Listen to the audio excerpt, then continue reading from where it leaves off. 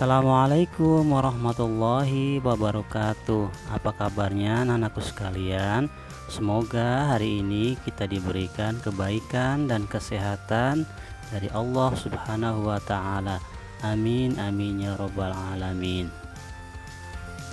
Anak-anakku sekalian, pada hari ini kita akan mempelajari materi pendidikan agama Islam kelas 4, pelajaran ke-9 dengan tema Mari melaksanakan sholat. Subtema kita kali ini yaitu keutamaan sholat.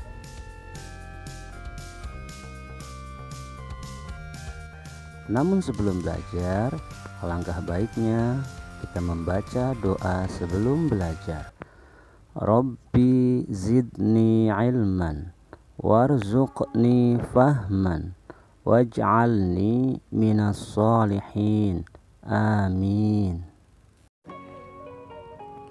Anak-anakku sekalian, dalam satu hari berapa kali kita melaksanakan sholat? Iya betul, dalam satu hari kita melaksanakan sholat fardu sebanyak 5 kali.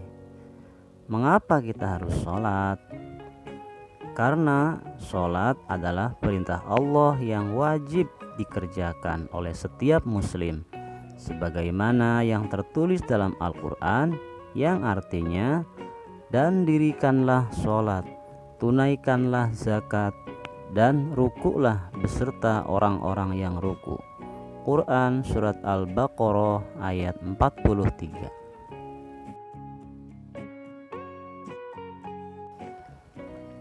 Anak yang soleh tentu selalu mengerjakan sholat, karena sholat adalah tiang agama. Hal ini disebutkan pula dalam hadis Rasulullah yang diriwayatkan oleh Baihaqi, yang artinya sholat itu adalah tiang agama, maka barang siapa mendirikannya, maka sungguh ia telah mendirikan agama, dan barang siapa meninggalkannya, maka sungguh ia telah meruntuhkan agama.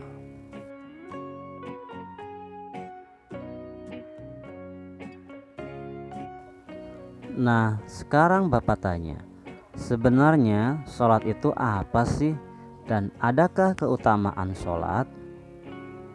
Anak-anakku sekalian, secara bahasa, sholat berasal dari bahasa Arab yang artinya doa. Sedangkan menurut istilah atau makna, sholat adalah serangkaian kegiatan yang terdiri dari ucapan dan gerakan yang merupakan ibadah yang diawali dengan takbiratul ihram dan diakhiri dengan salam. Berikut ini akan kita pelajari apa saja keutamaan sholat itu. Keutamaan sholat yang pertama yaitu sholat termasuk rukun Islam yang kedua setelah syahadat. Anak-anakku pasti tahu ucapan syahadat.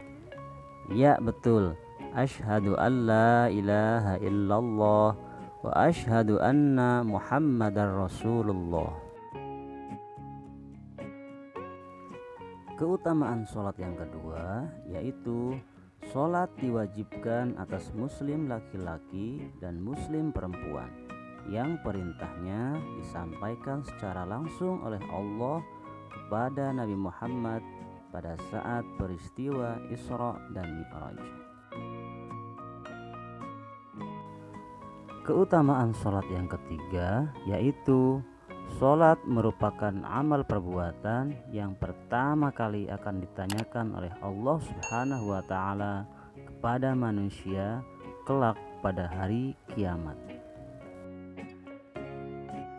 Selanjutnya, keutamaan sholat yang keempat adalah sholat termasuk amal yang paling disukai oleh Allah Subhanahu wa ta'ala.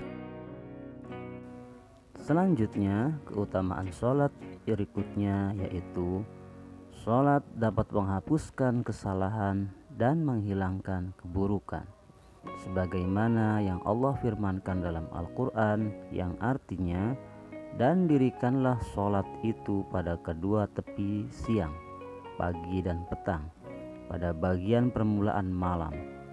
Sesungguhnya perbuatan-perbuatan yang baik itu menghapuskan dosa perbuatan-perbuatan yang buruk.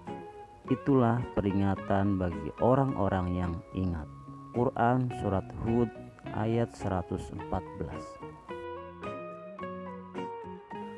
Keutamaan sholat selanjutnya atau yang keenam, yaitu sholat itu bisa mencegah pelakunya dari perbuatan keji dan mungkar. Hal ini sebagaimana Allah firmankan dalam Al-Quran, yang artinya, bacalah apa yang telah diwahyukan kepadamu, yaitu Al-Quran, dan dirikanlah sholat. Sesungguhnya sholat itu mencegah dari perbuatan-perbuatan keji dan mungkar.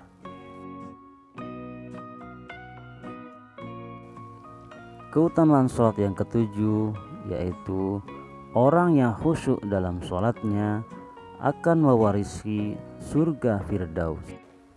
Hal ini sebagaimana Allah firmankan dalam Al-Quran, yang artinya, sesungguhnya beruntunglah orang-orang yang beriman, yaitu orang-orang yang khusyuk dalam sholatnya, dan orang-orang yang menjauhkan diri dari perbuatan dan perkataan yang tidak berguna, dan orang-orang yang menunaikan zakat, dan orang-orang yang menjaga kemaluannya, kecuali terhadap istri-istri mereka atau budak yang mereka miliki.